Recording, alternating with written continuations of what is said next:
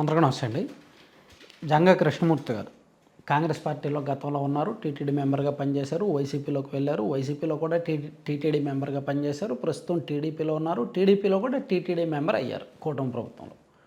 అయితే ఒక కొత్త వివాదం నేపథ్యంలో ఆయన తన టీటీడీ మెంబర్షిప్కు సభ్యత్వానికి రాజీనామా చేశారు.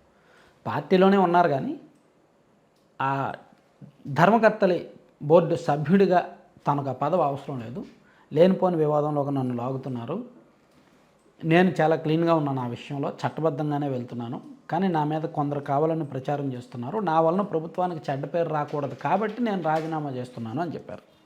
ఇది నిజానికి చాలా సెన్సిటివ్ ఇష్యూ. తిరుమల కొండ మీద అతిథి గృహాలు కట్టాలి అని ఎవరికి ఉండదు? కోటీశ్వరుడు ఉంటాడు. సాధారణంగా తిరుమలలో విఐపి బ్రేక్ దర్శనాల కోసమో లేదా ప్రోటోకాల్ దర్శనాల కోసమో లేదా మంచి మంచి రూముల కోసమో పెద్ద పెద్దోళ్ళు 100 కోట్ల ఆస్తులు ఉన్నోళ్ళు కూడా సిఫార్సు లేఖల కోసం తిరుగుతుంటారు. ఒక షాకింగ్ ఫ్యాక్ట్ ఏంటంటే ఢిల్లీలో ఎంపీలకి ఎక్కువ డిమాండ్, వాళ్ళ లెటర్ హెడ్లకి ఎక్కువ డిమాండ్ టీటీడీ లెటర్లకే. ఢిల్లీలో ఎంపీల దగ్గర ఉన్న పిఏలు పిఆర్ఓలను కలిసి చాలామంది నార్త్ ఇండియన్స్ ఈ లెటర్లకు డబ్బులు ఇచ్చి మరీ కొనుక్కొని వస్తుంటారు. సో అంత డబ్బులు ఉన్నాయి. అండ్ తిరుమల కొండ మీద టికెట్ల విషయంలో జరిగే వ్యాపారం అంతా ఇంత కాదు.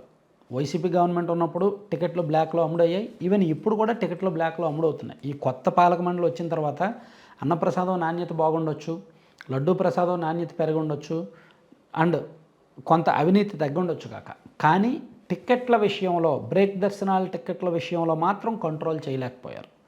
అవి విచ్చలవిడిగా అమ్ముతూనే ఉన్నారు. బ్లాక్ మార్కెట్ దందా కొనసాగుతూనే ఉంది. అయితే ఇంత కోటీశ్వరులు తిరుమల కొండ మీద అతిథి గృహం కట్టుకోవాలని ఎవరికి ఉండదు? ఉంటుందిగా. సో ఆ అతిథి గృహం కట్టడానికి టీటీడీ ఎవరికి పర్మిషన్ ఇవ్వట్ల. 2006లో ఒక తీర్మానం చేసింది బోర్డు, అసలు తిరుమల కొండ మీద అతిథి గృహాలు కట్టడానికి వీల్లేదు ప్రైవేటు వ్యక్తులు అని. దాంతో జంగా కృష్ణమూర్తి గారికి అప్పటి నుంచి ఆటంకాలు ఎదురవుతూ ఉన్నాయి. కానీ ఆయన కోసం ఒక చిన్న రూల్ మార్చేసి ఒక కొత్త తీర్మానం చేశారు ఆయనకు అనుమతులు ఇస్తూ. దానికి సీఎంఓ కూడా అప్రూవల్ చేయడంతో ఆయన రెడీ అయ్యారు. ఈలోగా ఆంధ్రజ్యోతిలో ఒక పెద్ద వార్త వచ్చింది. ఒక్క నాయకుడి కోసం, ఒక్క టీటీడీ మెంబర్ కోసం మొత్తం రూల్స్ మార్చేస్తున్నారు. సో దేవుడి దగ్గర రాజకీయాలు ఏంటి, దేవుడి దగ్గర ఈ పెత్తనం ఏంటి, ఇదంతా కరెక్ట్ కాదు కదని చెప్పి ఆంధ్రజ్యోతిలో పెద్ద వార్త రావడంతో ప్రభుత్వం గుండెల్లో రాయిపడింది. ప్రభుత్వానికి వ్యతిరేకమేగా, ఎందుకంటే మిగిలిన వాళ్ళు అందరూ తిట్టుకుంటారుగా, మాకు పర్మిషన్ ఇవ్వలేదు కానీ ఇతనికి పర్మిషన్ ఇచ్చారు, పైగా అతను TTD board member, TTD board మెంబర్కి అక్కడ నిబంధనలకు విరుద్ధంగా పర్మిషన్ ఇవ్వడం ఏంటి, అండ్ అధికార పార్టీ నేత, ఇది కరెక్ట్ కాదని చెప్పి ప్రభుత్వానికి డ్యామేజ్ జరుగుతుండటంతో ఇంకా వద్దని ప్రభుత్వం మొన్న క్యాబినెట్ భేటీలో ఫిక్స్ అయ్యారు ఇతనికి అనుమతులు ఇవ్వకూడదు అని. ఆ విషయం జంగా కృష్ణమూర్తి గారి దగ్గరికి వెళ్ళి ఇంకా ఈ పదవే అనవసరంగా రచ్చ జరిగింది, ఆయన పేరు బయటకు వచ్చింది, ఆయన ట్రస్ట్ పేరు బయటకు వచ్చింది, మొత్తం రచ్చ జరిగింది. సో దాంతో ఇంకా తను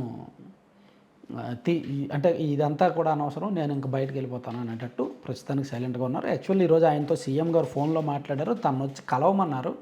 కానీ సీఎం గారు అపాయింట్మెంట్లు ఈరోజు బిజీగా ఉండడం, ఆయన కూడా బయట ఉండడంతో జంగా కృష్ణమూర్తి గారు సీఎం గారిని ఈరోజు అయితే కలవలేదు. కానీ రేపు కలిసే అవకాశం అయితే ఉంది.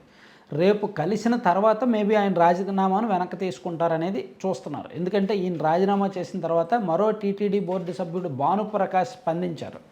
ఎందుకంటే ఆయన అతిథి గృహ విషయాన్ని బయటికి తీసుకొచ్చి రచ్చ చేసింది భానుప్రకాష్ గారే. సో ఇక్కడ దానివలన ఆయన హర్ట్ అయి రాజీనామా చేసేంత వరకు విషయం ముదరడంతో ఆయన స్పందించి నేనేమి ఆయనకు వ్యతిరేకం కాదు, నేను జస్ట్ రూల్స్ ఏమున్నాయో అది మాత్రమే చెప్పాను, సో ఆయన తన రాజీనామాను వెనక్కి తీసుకుంటారని భావిస్తున్నాను అని కూడా భానుప్రకాష్ ఒక స్టేట్మెంట్ ఇచ్చారనమాట. సో మొత్తానికి వివాదం అయితే సైలెంట్గా ఇంటర్నల్గా చాలా ముదురుతోంది. ఆయన ఆ జిల్లాలో తెలుగుదేశం పార్టీలో చాలా కావాల్సిన వ్యక్తి, చాలామందికి ఎంపీ నరసరావుపేట ఎంపీ లావు శ్రీకృష్ణదేవరాయలతో పాటు ఆయన పార్టీలోకి వచ్చినట్టున్నారనమాట. సో చూడాలి ఈ విషయాన్ని ఎలా ముగిస్తారు అనేది. Thank you.